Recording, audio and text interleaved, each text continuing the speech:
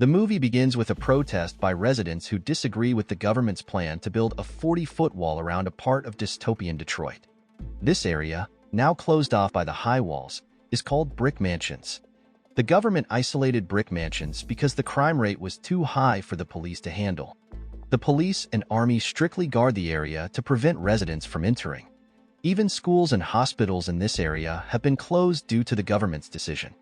Meanwhile, the mayor is meeting with his business partners. He assures them that if Brick Mansions is to be rebuilt, it must first be demolished, and he will handle everything, including dealing with the residents. In a small apartment, a man named Lino opens a suitcase full of drugs he stole from a dealer named K2.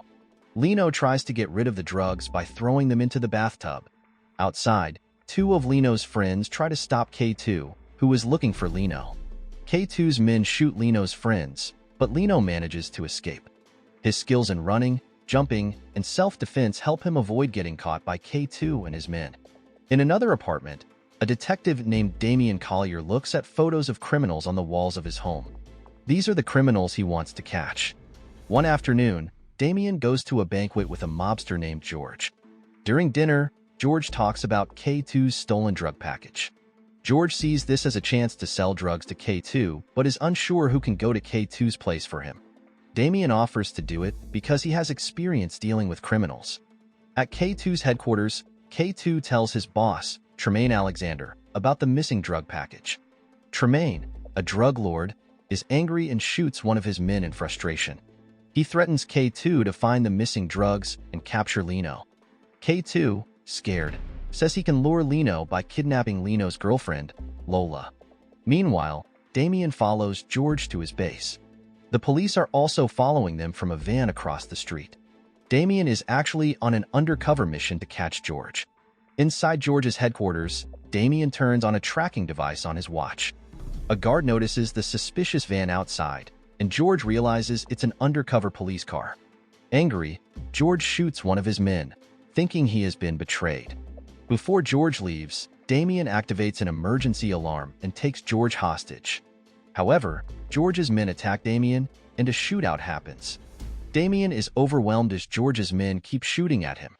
George manages to escape and gets into a car with his remaining men. Damian follows and clings to the car's trunk.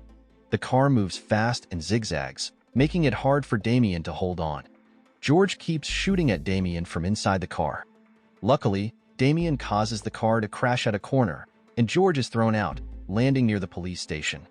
After capturing George, Damian goes home and cleans up. He then marks his next target, Tremaine Alexander. One afternoon, K2 drove to the city center with his partner, a woman named Reza. They went to a restaurant where Lola worked. When they arrived, Reza pointed a gun at Lola. Lola tried to block the gun by throwing the tray she was holding. She then ran to the kitchen, but K2 caught her and knocked her out. They took Lola to Tremaine's headquarters in Brick Mansions. When Lola woke up, they brought her to Tremaine. Suddenly, Lino appeared, jumping from the roof and taking Tremaine hostage in front of his men. Lino took Tremaine to the police station near Brick Mansions to have him arrested. Unfortunately, at the police station, the police released Tremaine and arrested Lino instead. The cop was corrupt and worked with criminals. After Tremaine left, a very angry Lino broke the corrupt cop's neck. Meanwhile, at the mayor's office, Damian meets Major Reno and Beringer. Damian is called for an important mission. Major Reno explains that last night, a truck carrying nuclear bombs and missiles was hijacked by a gang from Brick Mansions. The hijackers had activated the bomb's timer. Damian can deactivate the bomb by entering a specific code. The mayor asks Damian to find the bomb. Damian is shown a photo of a man, Lino. Damian is asked to work with Lino, who knows Brick Mansions well. Back in prison, Lino, handcuffed, was taken by guards into a car. Shortly after, Damian, disguised as a prisoner, joined him in the car. On the way, Damian attacked the guard and took control of the car.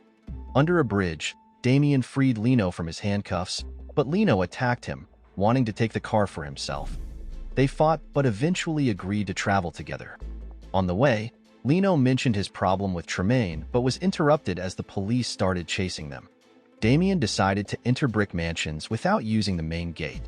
They drove through a multi-story building but crashed into a parked car when the brakes failed. Lino quickly handcuffed Damien to the steering wheel, suspecting he was a cop, and left him there. Soon, a group of people attacked Damien with guns. Damien fought back, freed himself from the handcuffs, and defeated the attackers. On top of an empty building, Lino watched Tremaine through binoculars. Damien then appeared and handcuffed Lino. Damien proposed they work together since they had the same target. Lino agreed, wanting to save Lola. Lino and Damien went to Tremaine's office. Lino told Tremaine that Damien was a cop who wanted the stolen bomb back. Tremaine asked Damien to look outside through binoculars, showing a missile ready to launch into the city center. Tremaine threatened to launch the missile unless the police and government paid a ransom of $30 million. Damien called Major Reno and conveyed Tremaine's demand. The mayor said the amount could bankrupt the city, but Damien pretended to agree and asked for Tremaine's bank account number. After the call, Damien asked Tremaine to turn off the bomb. Tremaine refused, wanting to make sure the money was in his account first. Then, Tremaine's men took Lino and Damien to another room. Tremaine called K2 and asked where he got the bomb. Tremaine was surprised the government was willing to pay so much money. K2 said he got information about a weapons delivery and hijacked it. In the room, Lino pretended to be dying by shouting and making a fuss. They were taken out of the room for treatment.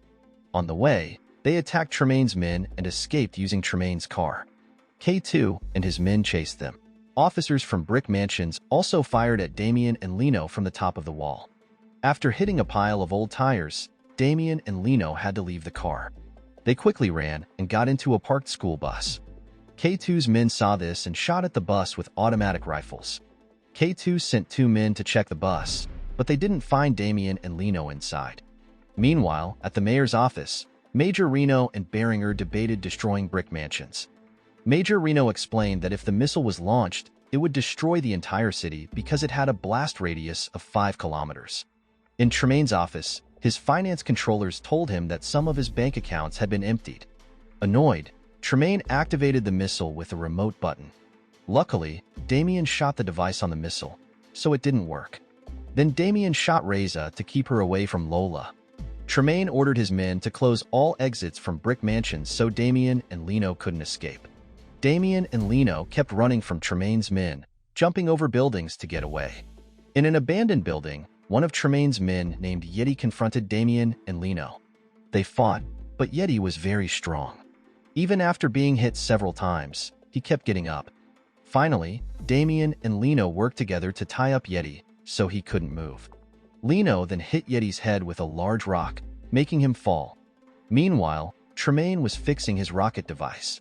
When he was about to press the missile button, he hesitated and stopped. He didn't want to kill innocent people. Reza, seeing this, got angry and shot Tremaine in the left arm. Lola, who was watching, attacked Reza and knocked her off the building. Soon after, Damien and Lino arrived. Damien pointed a gun at Tremaine, accusing him of killing his father. Tremaine defended himself, saying it was a trap, not a murder, but Damien didn't believe him. Lino then noticed the code to deactivate the missile and told Damien it was the Brick Mansions area code, not the missile deactivation code.